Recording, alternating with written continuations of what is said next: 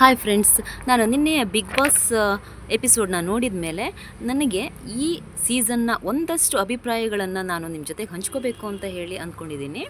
ನಾನು ಪ್ರತಿ ಸೀಸನ್ ಕೂಡ ನಾನು ವೀಕ್ಷಿಸ್ತಾನೆ ಬಂದಿದ್ದೀನಿ. ಯಾಕೆ ಅಂತ ಹೇಳಿದರೆ ಇದೇನೋ ಹೊಸ ಥರ ಕಾನ್ಸೆಪ್ಟ್ ಇಟ್ಕೊಂಡು ಮಾಡ್ತಾ ಇದ್ದಾರೆ.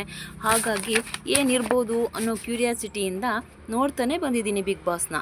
ಮೊದಲು ಇದೇನಪ್ಪ ಹೊಡೆದಾಟ ಮಾಡ್ಕೋತಾರೆ, ಏನೋ ಜಗಳ ಮಾಡ್ಕೋತಾರೆ, ಕಿತ್ತಾಡ್ಕೋತಾರೆ, ಯಾರೋ ಡ್ಯಾನ್ಸ್ ಮಾಡ್ತಾರೆ, ಯಾರೋ ನಗಾಡ್ತಾರೆ, ಇದು ಏನು ಆಟ ಇರ್ಬೋದು ಅಂತ ಹೇಳಿ ನಾನು ಗೊಂದಲದಲ್ಲಿ ಇದ್ರೂ ಕೂಡ ಕೊನೆಗೆ ನನಗೆ ಅರ್ಥ ಆಗಿದ್ದು ಇದೊಂದು ವ್ಯಕ್ತಿತ್ವದ ಆಟ ಅಂತ ಹೇಳಿ, ಜೊತೆಗೆ ಒಂದಷ್ಟು ದೈಹಿಕವಾದ ಆಟಗಳನ್ನು ಕೂಡ ಬಿಗ್ ಬಾಸ್ ಕೊಡುತ್ತೆ ಅನ್ನೋದು ನನಗೆ ಗೊತ್ತಾಯಿತು.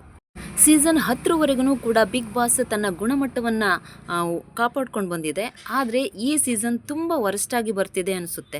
ಯಾಕೆ ಅಂದರೆ ಮೊದಲನೇದಾಗಿ ಬಿಗ್ ಬಾಸ್ ಸ್ಪರ್ಧಿಗಳ ಆಯ್ಕೆಯಲ್ಲಿಯೇ ಎಡವಿದ್ದಾರೆ ಅನಿಸುತ್ತೆ.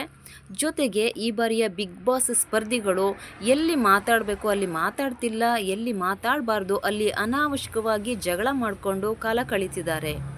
ಅವರಿಗಂತೂ ಎಂಟರ್ಟೈನ್ಮೆಂಟ್ ಫೀಲ್ಡಿಂದ ಬಂದಿರೋಂತಹ ಧನ್ರಾಜ್ ಅವರಂತೂ ಏನು ಎಂಟರ್ಟೈನ್ಮೆಂಟೇ ಕೊಡ್ತಾ ಇಲ್ಲ.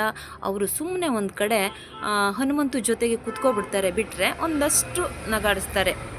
ಇದೇ ಜಾಗದಲ್ಲಿ ನಮ್ಮ ರಾಘು ಅವರು ಏನಾದರೂ ಇದ್ದಿದ್ರೆ ಅದು ಎಷ್ಟು ಎಂಟರ್ಟೈನ್ಮೆಂಟ್ ಮಾಡ್ತಿದ್ರು. ಈ ಮೊದಲನೇ ಸೀಸನ್ಗಳನ್ನು ತಗೊಂಡ್ರೆ ಅವರು ಯಾವುದೇ ಫಲಾಪೇಕ್ಷೆಗಳು ಇಲ್ಲದೇ ತಾವು ಬಿಗ್ ಬಾಸ್ ಮನೆಯಲ್ಲಿ ತೊಡಸ್ಕೊಂಡಿದ್ದನ್ನು ನಾವು ನೋಡಬಹುದು.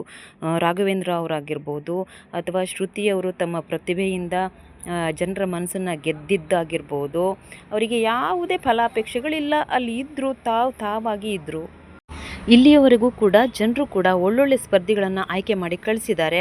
ಆದರೆ ಈ ಬಾರಿ ಯಾರನ್ನು ಆಯ್ಕೆ ಮಾಡ್ತಾರೆ ಅನ್ನೋದೇ ಪ್ರಶ್ನಾರ್ಥಕ ಚಿಹ್ನೆಯಾಗಿ ಉಳಿದಿದೆ. ಇದಿಷ್ಟು ನನ್ನ ಅಭಿಪ್ರಾಯ. ಫ್ರೆಂಡ್ಸ್, ನಿಮ್ಮ ಅಭಿಪ್ರಾಯವನ್ನು ಕಮೆಂಟ್ ಮೂಲಕ ತಿಳಿಸಿ. ಈ ಬಾರಿ ಯಾರು ಗೆಲ್ಲಬಹುದು ಅಂತ.